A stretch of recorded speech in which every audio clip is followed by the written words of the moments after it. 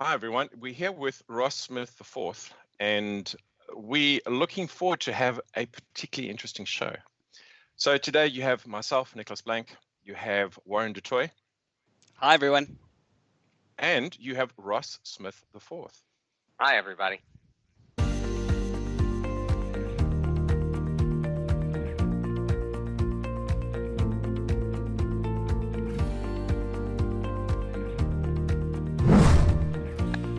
So Ross, instead of reading your bio on air, which I think is particularly boring and dry, do you mind just introducing yourself and what is it that you do at Microsoft? Yeah, sure. So I've been with Microsoft for 19 years. I've had a variety of different positions within the company. My current position for the last, since July, let's say, so I don't have to do month subtraction in my head, is I am a program manager on the Intune Engineering team, focusing on customer experience and specifically Outlook Mobile. Okay. So before we get back to what you do, you are Ross Smith IV, not just Ross Smith. Yeah. And that's on your display name and it's absolutely everything you do. Do you mind telling us about that? Yeah, so, well, I'm the fourth Ross Smith in a generational line to carry the name Ross Smith, obviously. And when I started at Microsoft, I was the second Ross Smith at the company 19 years ago, amazingly. And as it turned out, a bunch of confidential IT engineering emails that when I was in the IT engineering org were ending up going to this other Ross Smith. So to address that, we changed my display name to be more particular about which Ross Smith we were emailing. And since then, there are now 4 Ross Smiths in the company. And believe it or not, the other Ross Smith, the original other Ross Smith, is the second and has the son that is the third, but we're completely unrelated. That's amazing. So yeah, there's lots of Ross Smiths apparently out there in the world. And my son is the 5th. He'll get the fact that I just mentioned. Cool. Oh, that's fantastic. Yeah. Wow. So in my world, I originally got to know you as the architecture guy for Exchange. And if there was the preferred architecture, we would quote Ross, right? This is what Ross said. And we went to Mac and we listened to the preferred architecture talk. And for years, we would quote to our customers, well, Ross said that this is how we can deploy. And now, myself having an Exchange background, I see Exchange as much more and more de-emphasized as a product, like SharePoint, also de-emphasized as a product. And it's now substrate and glue and much more of a de-emphasized status than the hero status that Exchange used to have in our world. Exchange used to be this really complicated. Yes. Sorry, yes. I guess that's okay. Cool.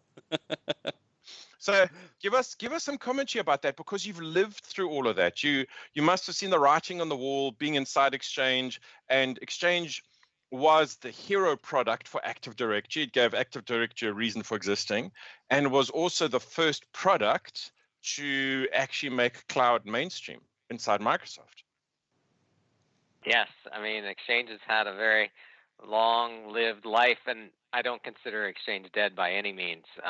But as you've indicated, yes, it's becoming more commonplace into the fabric of Office 365. We still sell on-premises products with Exchange 2019. We still even allow you to purchase Exchange Online separately from the rest of the Office 365 suite. So it still has its life there, and you're right, it has its roots in practically everything. Active Directory was born out of the 5.5 directory, and the extensible storage engine is in practically all sorts of components across Windows and other applications, and is not going away, despite what many would hope that SQL would replace it.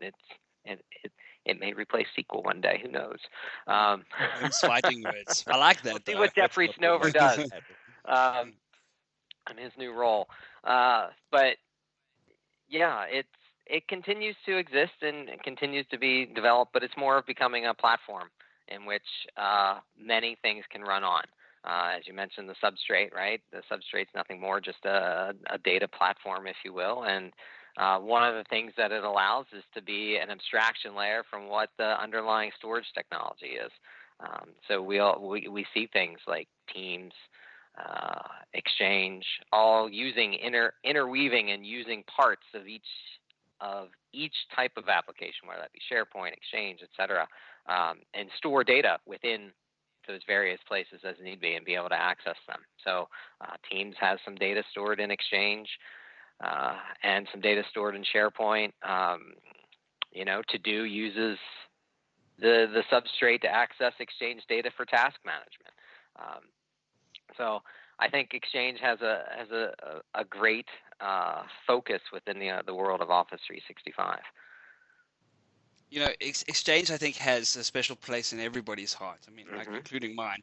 And you've been there 19 years, right? And so I asked someone who's been there a really long time as well, Mr. Jeff Mealiff. And I'm going to ask you, which was your favorite version of Exchange? My favorite version of Exchange was probably is Exchange 2003. Yes, that's the second time. Okay, so we know. Exchange 2000 had some issues. Yes. The most painful one was upgrading public folder databases from 5.5. The move away from in-place upgrades to side-by-side installs effectively helped decouple those type of problems and ushered in some of the changes. And then I would say, of course, one of the areas that I spent a lot of time helping in the architecture and improving over time was continuous replication. So there's always a place for Exchange 2007, 2010, 2013 in my heart as well. Yes. That's awesome. Yeah, okay, well then, at least people agree with me now, so that's cool. Because I agree. I mean, it ran forever. Takeoff. From a deployment perspective, it's pretty much been every other type of version in the on-premises space. Lots of customers remained on 5.5, skipped 2000, and then there was mass adoption in 2003.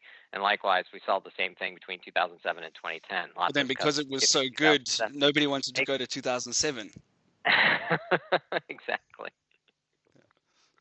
So Jeff made roughly the same kind of statement that Exchange's biggest competitor was Exchange. Yes. Yes. After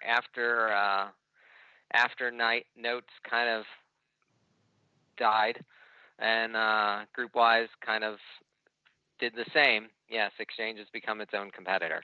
And now I would say, from an on-premises to Office 365, Office 365's biggest competitor in terms of getting customers to move is the on-premises platform, especially older versions of the on-premises platform. So you must have been very involved in getting Exchange established as a cloud-worthy or cloud-ready product. There must have been some interesting pains or stories getting Exchange from underneath a desk in Washington to a global product. I'm sure it was, yes. That was actually not something I focused on in the early years. Okay. I was pretty much dedicated solely to the on-premises. I love the purity. Yes. Yeah. I'm one of the dinosaurs. Well, you and me both. I did a hybrid talk for Exchange the Tour, and it was amazing being able to bring out the knowledge that still had reference to on-premises customers. Yeah. But you also got to be the escalation guy, didn't you? The guy who had to do all the difficult customer talks. Yes. Yes. I, as a member of the customer experience team within the Exchange engineering organization, yes, I had to deal with a number of interesting and complex escalations. And that was always an interesting thing because as the years progressed, those type of escalations changed. We went from the 2000, 2003 escalations that were always revolved around storage area networks and I/O problems to less around that in the 2007, well, I would say probably 2010 to 2013 and 2016 days, less around those type of discussions as customers more and more adopted direct attached storage. The questions that kind of evolved in the escalations that evolved in the 2010 and beyond was always around virtualization escalation. Typically around the same sort of things, performance related. It shifted from the physical storage really to more of an abstraction layer. Okay. So 19 years at Microsoft, and we had an interesting interview with Mary Jo Foley, and she got to see all three CEOs and interact with all three CEOs. You stole my question. Tell us what you saw. Go on. You asked the question. No, you did. Okay. I just wanted to say, look, I would have asked it differently. You're doing a great job. Yours is more diplomatic. I'm going to be like, who's the best? Well, I mean, if we go on who's the best, since my tenure there, if we look at it just from straight numbers of the stock price, Satya is by far the best, because our stock price has risen dramatically under his leadership in the last 5 years than it did during the majority. I mean, if you look at it, the majority of the time that I was there, Steve Ballmer was CEO, because he was CEO for like 10 or so years, I think, and Satya's 4 or 5 years now as CEO. So Bill Gates was kind of winding down his CEO activities, around 2004, I think he stepped down, something like that. I can't remember the exact dates, but by far our stock price has risen. We've refocused.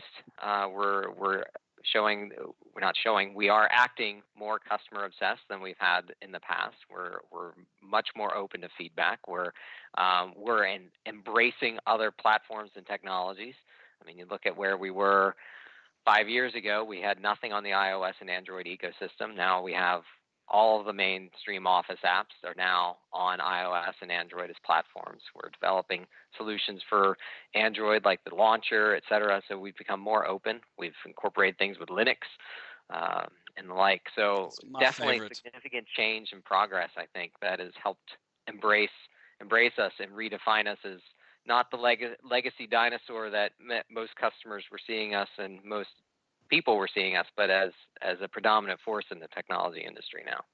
And I think that's mostly due to Satya. What is your favorite part about working for Microsoft? What is your favorite part about doing what you do? I mean, you get to go and talk all around the world. You get to see all these different people, and I mean, do you have kids? I mean, do you get to leave the kids? I have one child. Yes. There we go. So you got kids, okay? And when Daddy comes home, does he bring a whole bunch of stuff home from whichever country he's in? I know we do that. But what is the best part about working for Microsoft and doing what you do? Okay. Because 19 years, it's obviously something. And has it changed?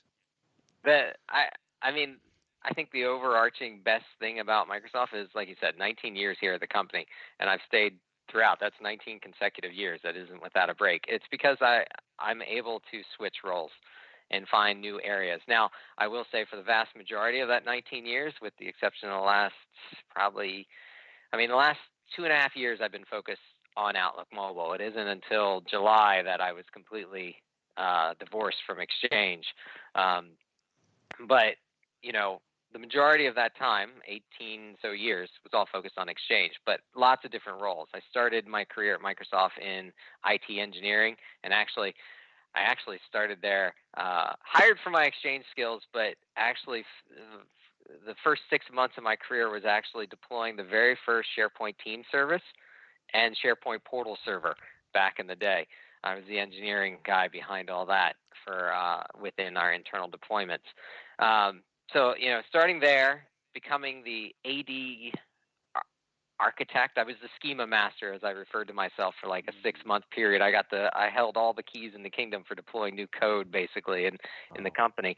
To then, working directly with customers in our premier field engineering role. I was a support consultant back in the day. Then going into the Exchange Center of Excellence and helping customers deal with those nitty-gritty escalations, as well as defining all of our best practices, to then moving into the product group to focus on customer experience and revamp our customer experience program, to then now doing customer experience for Outlook Mobile and defining how we should improve our security and help drive our security investments in Intune and Outlook Mobile. So definitely a wide range of different roles and capabilities, which has kept me interested in not looking elsewhere outside the company effectively.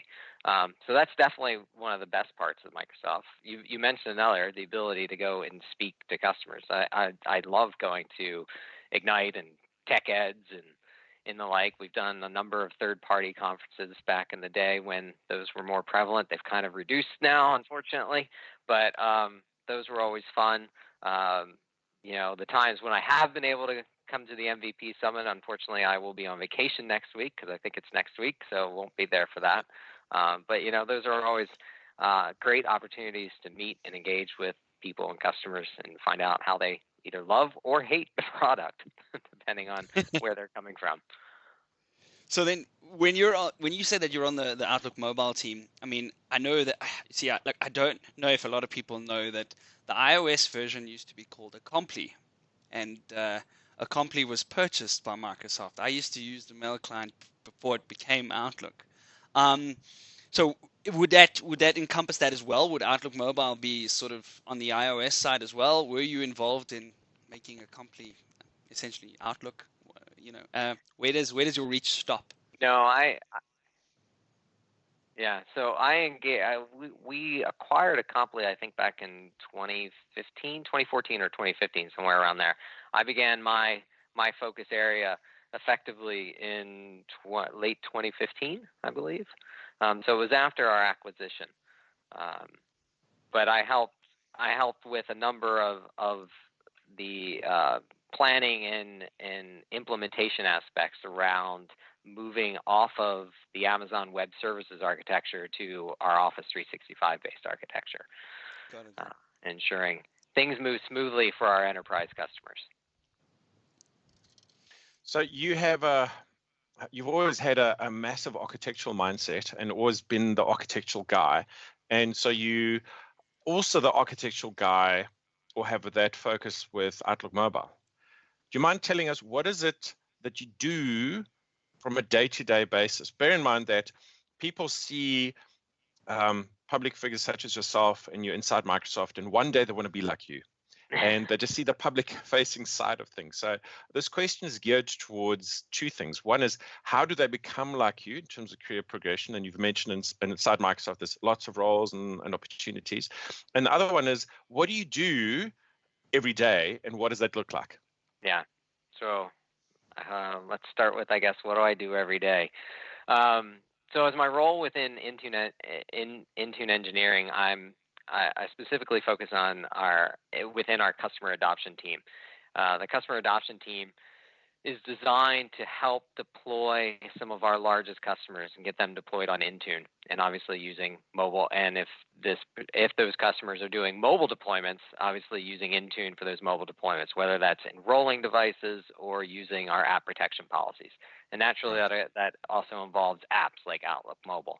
Outlook Mobile is definitely one of our largest app protection policy consumers within the Intune deployment space. From that perspective, pretty much everyone who's doing mobile device deployment is deploying some sort of mail client for mobile messaging. So we have a team of program managers that go and help these type of large enterprise customers. One of my roles in that is the architect for helping them define the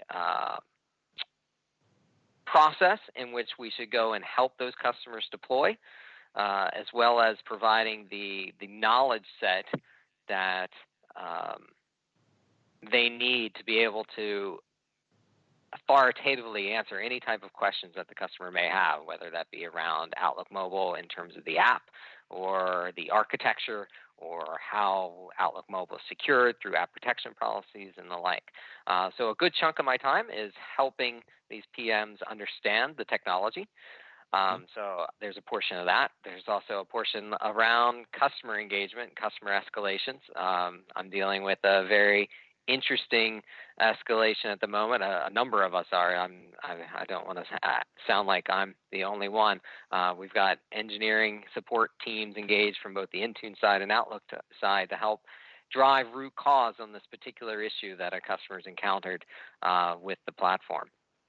So there's things like that.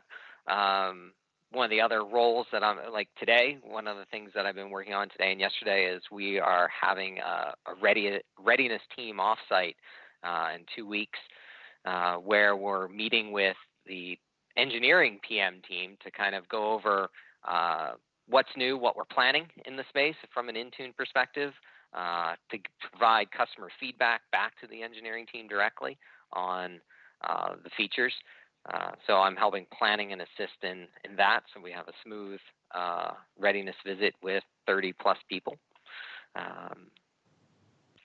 One of the other areas that I spend a lot of time on is I write all of the Outlook Mobile docs on docs.microsoft.com.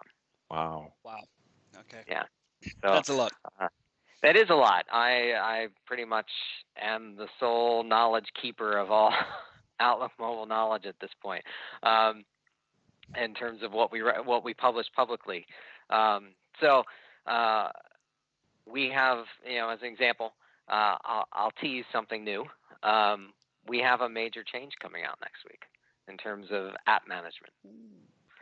I've talked about it a bit in prior engagements. I talked about it at London and in the DC Ignite tours. I know the DC one was recorded, but I have no idea where they put that, if they actually exposed that publicly. London was not recorded. Amsterdam will be recorded. But yes, we've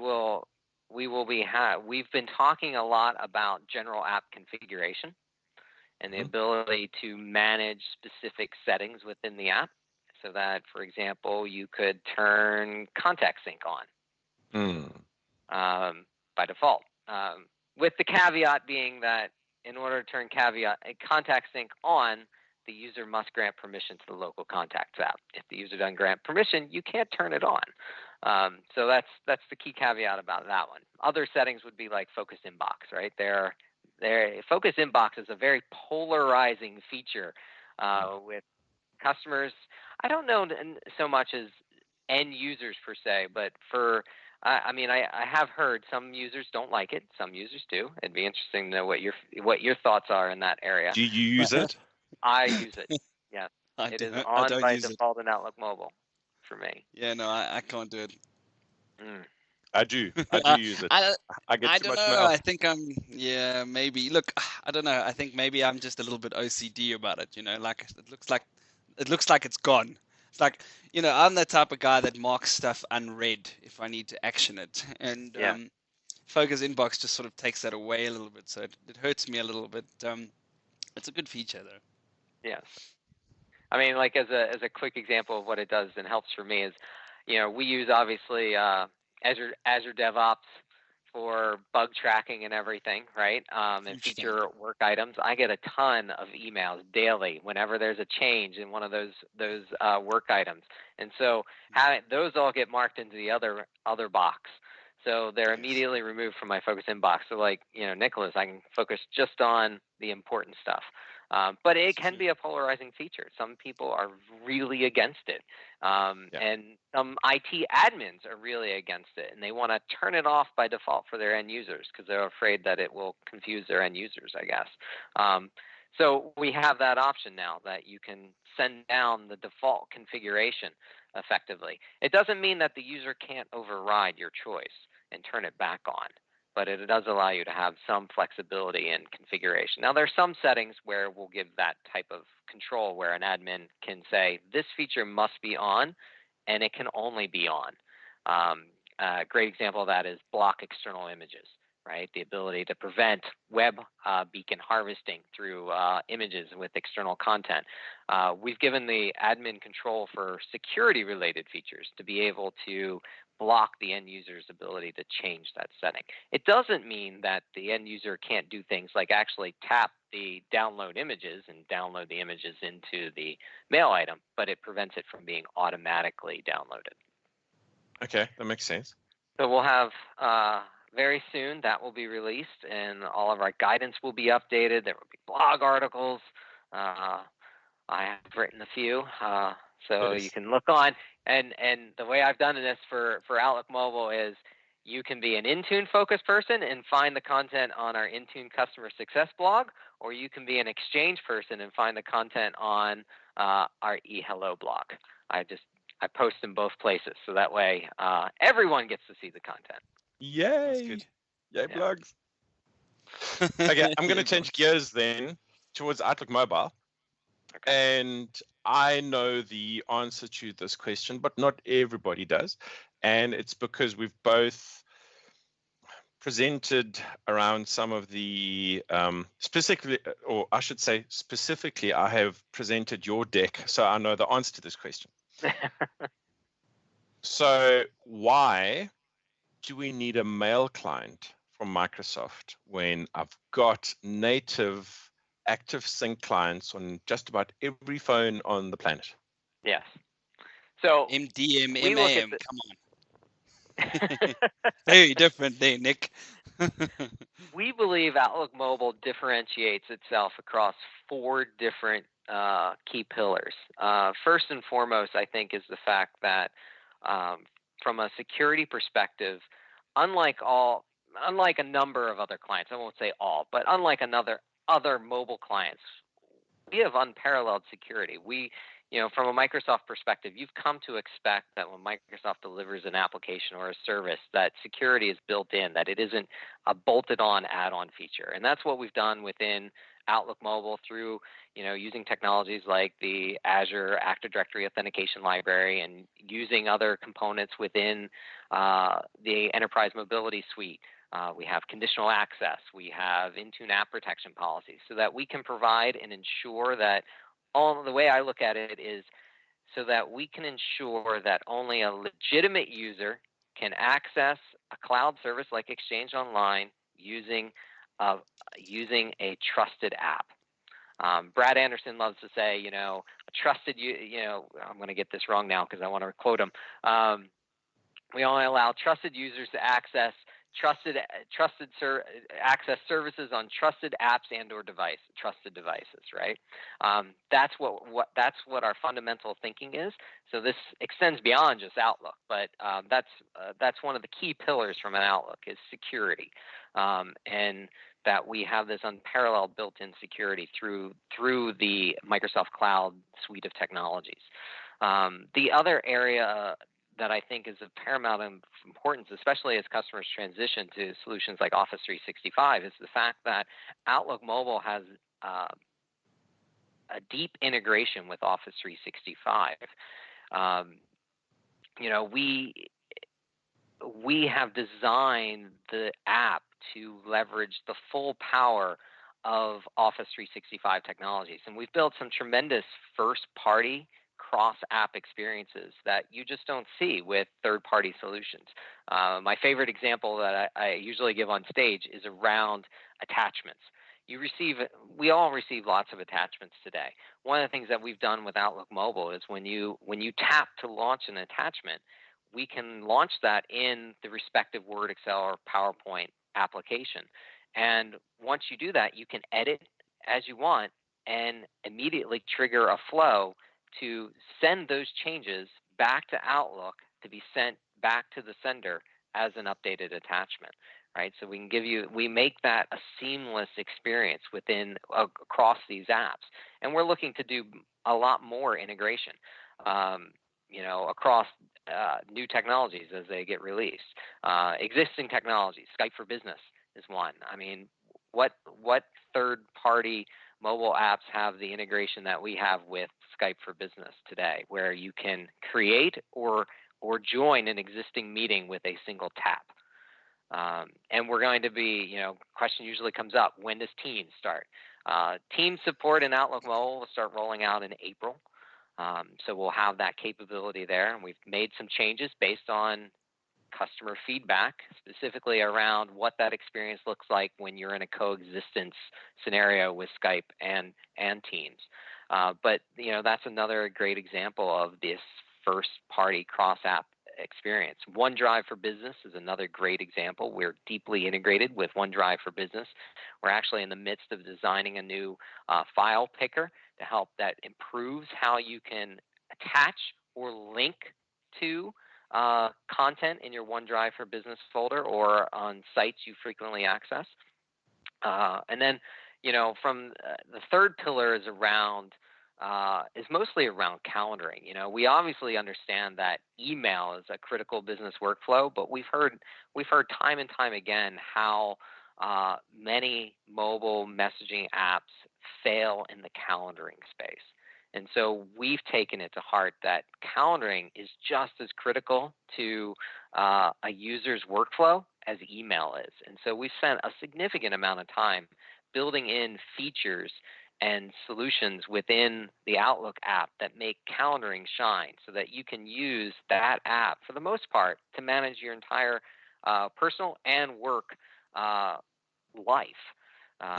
We've introduced new functionality around scheduling free busy. You can see the free busy. You can see who's RSVP'd to meetings that you've created. We've improved our RSV response, and now we have a mini calendar display when you actually need to respond to a meeting and accept or tentatively decline it. And we've also started integrating with other services within the Office 365 substrate, like Cortana, so that we can do time to leave notification reminders. So, if you're required to be at your, a dinner reservation and it's an hour away from where you are now, we can remind you now that you need to leave as opposed to 15 minutes before your actual reservation starts, because obviously you can't get there in 15 minutes. And we're looking to enhance that. We'll be rolling out our first stage was the reminder notification. Our second stage in that will be persistent notifications within the calendar experience itself, so that you can see, oh yeah, I need to leave 45 minutes from now to get there.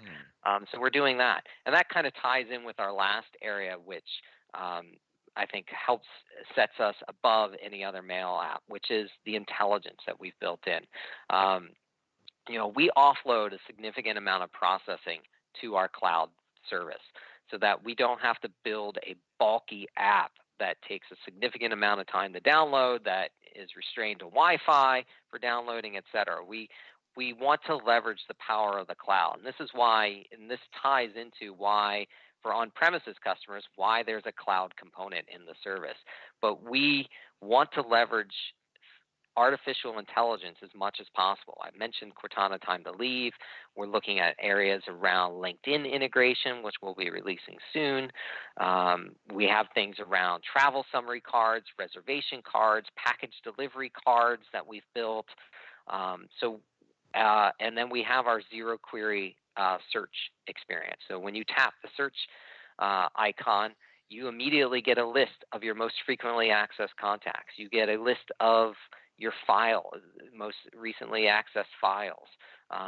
We'll be able, and we use zero query search in other locations. When you create meetings, you want to choose a location, we immediately provide a list of your most recently accessed locations. So for like meeting rooms, so that you don't have to go and hunt where that meeting room is. You can immediately just pick it from a drop-down effectively.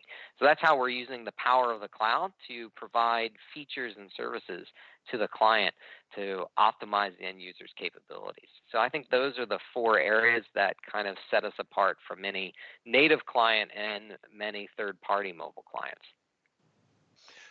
So you must get frustrated then when you kind of get but on my native experience, I get the mail's already there after I get the toast, or the contact integration just works. Yes. I wouldn't say, yes. So a lot of this is dependent on the platform for sure. So, with the iOS architecture, we do have some limitations, unfortunately. Apple has designed their platform to be optimized for their first-party app experiences, and they restrict what third-party apps can do in some cases. Notifications is a great example. The iOS architecture will automatically freeze apps based on a number of different constraints, and when those apps are frozen, background app refreshes cannot be performed, which does kind of indicate a subpar experience on the end user's behalf when using those type of apps. Like for Outlook, for example, that means they get a notification because notifications are delivered through the APN service and are separated from background app refreshes. Yes. So as a result, you'll see a notification, then you launch the app, and you might have to wait a millisecond or two for the email to be delivered. We continue to look at ways we can optimize behavior without having to compromise end user capability. For example, battery life. We don't want to compromise battery life because that is a detrimental impact on the users. And we also continue to raise these type of concerns with Apple. And obviously we urge all customers to raise those type of concerns with Apple as well, as the more input that Apple sees, the more likely they are to adjust designs on their behalf. And it is interesting because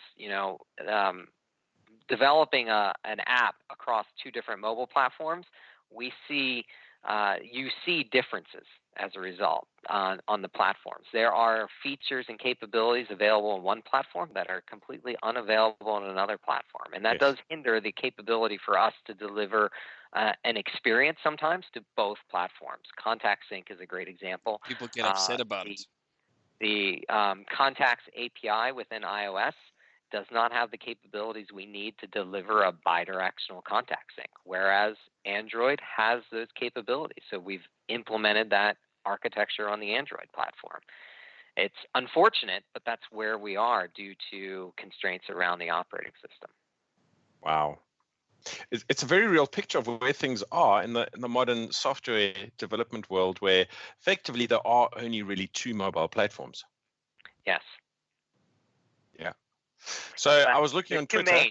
There's two main platforms, I would say, and then you have, unfortunately, Android has so many offshoots because of its open nature that can even make things more complicated. We one of the things is, we know at least on the iOS platform when a bug comes in that if we fix that particular bug, that it's fixed across the entire iOS ecosystem. Whereas there have been occasions, Contact Sync is a great example on the Android platform, that because of all the variants, we have found that we have fixed something, and then we notice that there's an issue on Samsung Knox devices, as an example, that we have to go and build a separate type of code change for, just because it's uniquely different in some cases. So that it does make software development somewhat harder at times, but it also makes it interesting too from that perspective as well.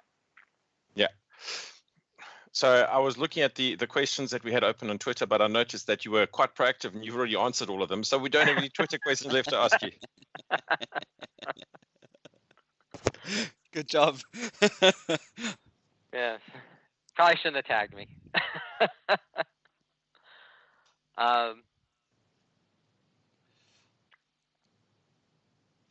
Okay. Cool. So with that, we're going to leave you with some of the rest of your day. We want to thank you for being on the recording with us. We do ask everyone who comes on the show, where do people find you where you want to be found? Blog, Twitter, anything that you want to promote, anything that you want to plug. This is an opportunity to do so. Okay. So obviously we have the Intune Customer Success blog, and we have the eHello Exchange Team blog. Both those blogs are definitely where we announce information around Outlook Mobile. There's also a more generic tech community Outlook site that has more high-level type of content that gets announced. And then, of course, you can find me on Twitter at RossSmithIV. Awesome. Yes. Anything else you want to say? Close off? Plug anything? Let's see. Now you're putting me on the spot. Come see me here. Yeah. Stay in school. Don't do drugs. Yeah. Hopefully I'll be in Orlando. We haven't started planning yet, but I should be there, even though that's many months away from now. Definitely try out Outlook Mobile. If there are concerns, let us know. We are Outlook Mobile, and the development team behind Outlook Mobile is very user-driven. We collect lots of telemetry that is non-PII specific for those that are always curious about that, and we are very active on Twitter. We obviously take support cases. We have in-app support. We have Premier support for those customers that pay for Premier support for filing bugs and design change requests or feature requests. We're always interested in knowing, like one of the ones that we got today was around proposed new time. We're definitely aware that proposed new time is something we should focus on in calendaring. So I suspect you'll see something about that in the future. Yeah, we just released calendar color categories in Outlook for iOS that rolled out this week to 100%, with the caveat of being the native Microsoft Sync technology. Did we want to talk about that? We didn't talk about that. Actually, you're right, yes. Before we end the show, sorry, folks, if you're driving and you thought you could switch us off, you can't, because we do want to talk about that just for a little bit because it's super cool. Yes. Okay, so, we mentioned earlier about the fact that it was the app was acquired by Acompli, and we started on Amazon Web Services. We transitioned to an Office 365 based architecture. As part of that transition, one of the things that we did not do is we didn't replace the API that the Outlook mobile client used to communicate to a cloud service. So and instead, the world ended. Yeah, and instead what we did was we built a translation service that we stored within Azure, in the public instance of Azure, that would convert that proprietary device API into a protocol that Exchange Online understood, which in this case happened to be the REST API. And so we did a significant amount of development work to make the REST API understand the type of communication pathway it was, because the REST API really isn't a data synchronization protocol from that perspective.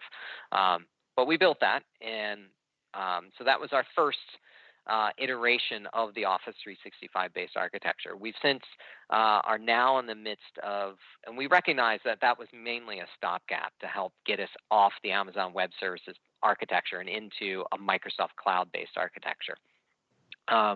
We've always had the long-term vision of transitioning away from that proprietary device API that the Outlook mobile client utilized. And so we began investigating what protocol platform we should begin leveraging. And we've decided, and at that point, there are basically, we have four installable apps today of Outlook. You have the Outlook desktop client, which uses, if they're doing it right, they're using MAPI HTTP, or they could be using RPC HTTP, right? So there's technically two data sync protocols for the Outlook desktop client. You have Outlook for Mac, which is using the Exchange Web Services platform. You have Outlook for iOS and Android, which was using a proprietary device API and REST. And then you have the Windows 10 mail and calendar apps, which are sometimes referred to as Outlook, just to confuse everyone in terms of what can be installed, right? And that was using a native Microsoft Sync technology when working against Exchange Online accounts. For on-prem accounts, it was using ActiveSync.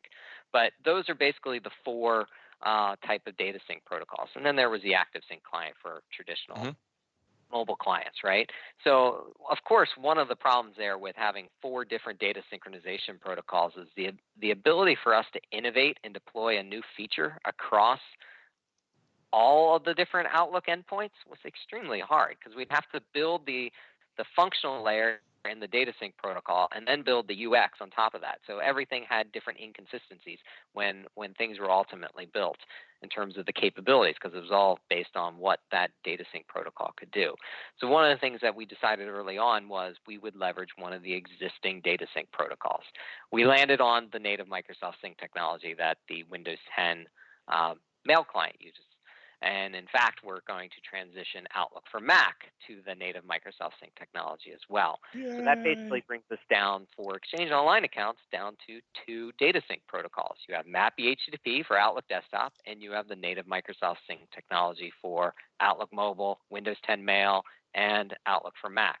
So that means cut our development capabilities significantly now, because now we only have to develop across 2 data synchronization protocols and just do the UX work across the platforms.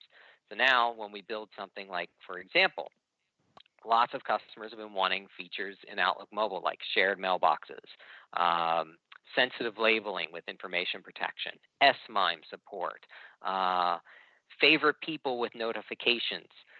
All of these things are based on the native Microsoft Sync technology, so that we can build that. Some of these things will obviously have impact in like Outlook for Mac. That's how we're doing some of the same technology capabilities.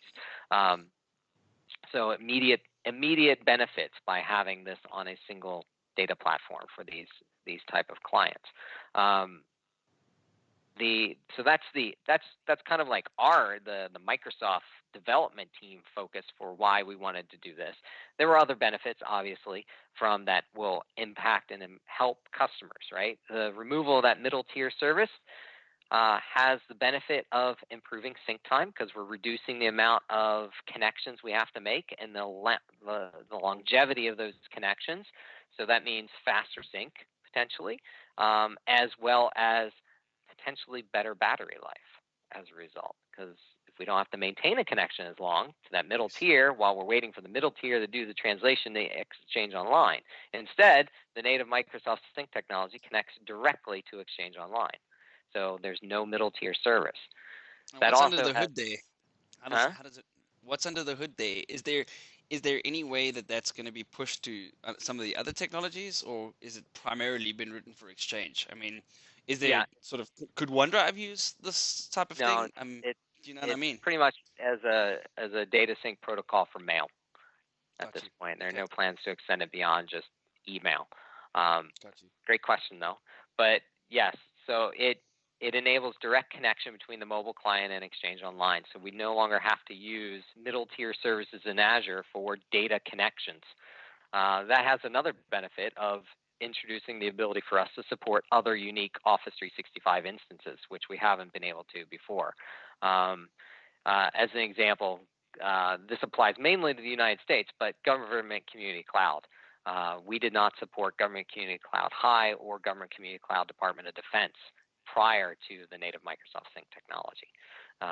We also today don't support Outlook Mobile connecting against Office 365 for Germany or Office 365 for China. So in theory, we will be able to support those scenarios with the native Microsoft Sync technology. There's work we still have to do to enable that type of capability, but that is the overarching goal, is by removing this middle tier technology, we can now support other unique Office 365 instances. Are there any other benefits? No, I think I covered all the main benefits. Why not use it for Outlook for Windows then as well? Well, I mean, if we think back, Outlook desktop. Because there's a lot of problems there. I mean, we've seen like Paul Andrew and Paul Collins, right? Yeah. Paul Collins, their entire jobs are based around this, making sure that Office 365 performance is better. And Outlook is one of those guys. Outlook is the one that hangs and kills that personal assistant when she's trying to sync the CEO's mailbox. And, you know, obviously in South Africa, our bandwidth is getting there, but with bandwidth constrained clients, there's always an issue. Moving the Exchange server into the cloud, you're now taking 1 quadrillion connections to Exchange, and you're pushing it in. Would it fix that? I don't think it would fix that necessarily. It doesn't optimize bytes over the wire per se in that regard. There's obviously things we could do to help probably improve bytes over the wire for those type of connection scenarios. The main reason why we're not investing in the native Microsoft Sync technology for the Outlook desktop client is the Outlook desktop client is 22 years old.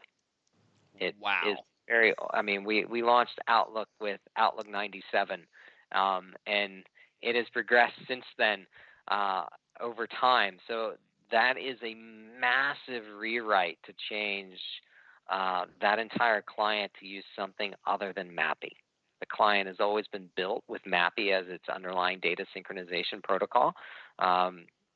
There were different ways in which MAPI was accessed. Before it was through RPC packets, and now we just directly send MAPI straight to the Exchange server.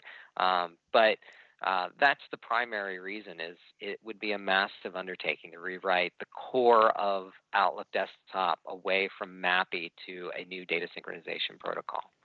Whereas Outlook for Mac was slightly different because it wasn't using that type of protocol. It was already using a modular data sync protocol with Exchange Web Services. So it was not to say that this move to the data sync protocol for Outlook for Mac is simple by any means, but it was much easier to change that type of synchronization engine than it is in the desktop client at this point.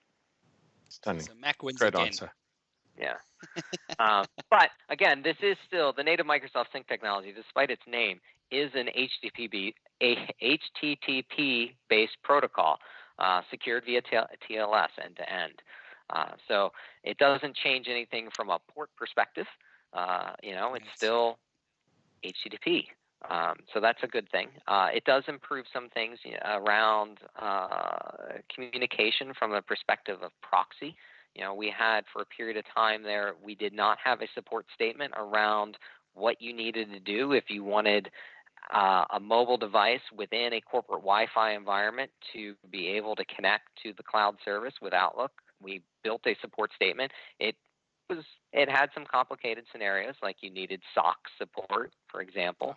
How many times I've had to write documents with that statement, like in bold letters, saying, guys, this is not cool. Don't do that. So CASB and those kinds of things. Yeah. The good news with the native Microsoft Sync technology is we no longer will require SOCs. So it's just an HTTP-based proxy scenario to the endpoints. We're in the midst of rolling this new protocol, data sync protocol, out now. The majority of customers are still on the older data sync protocol. We're slowly migrating customers to the new data sync protocol. How will they know?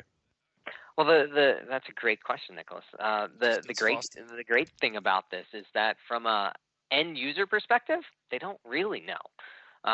When we do this on a per tenant basis, so we migrate the entire tenant at one time, assuming the tenant's been migrated and the end user is using an app version that is supported for the native Microsoft Sync technology, the next time that user launches or resumes the app, we will flip them to the new data sync protocol.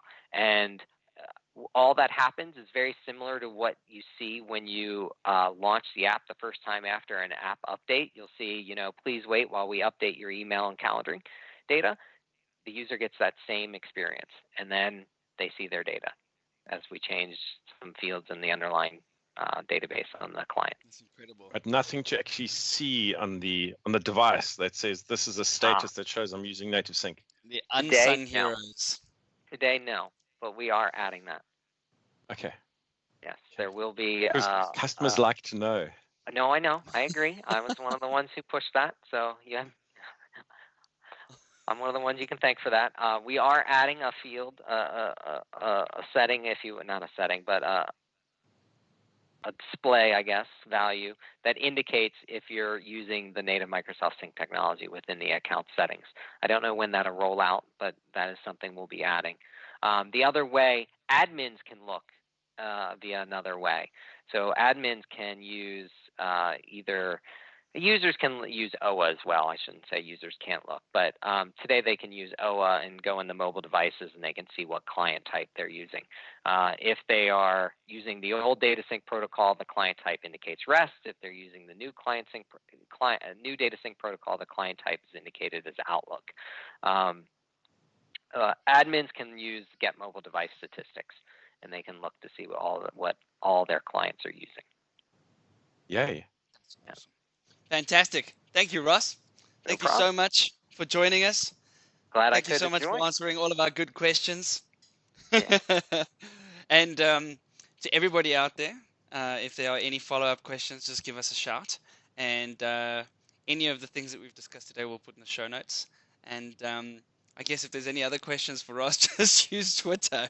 I mean, there's nothing that we can do over there. But thanks everybody for listening, and have a super day. Yes, you guys do the same. Thanks for having me on the show. Thanks, Thank Ross. you. Have a good one. All right. Bye.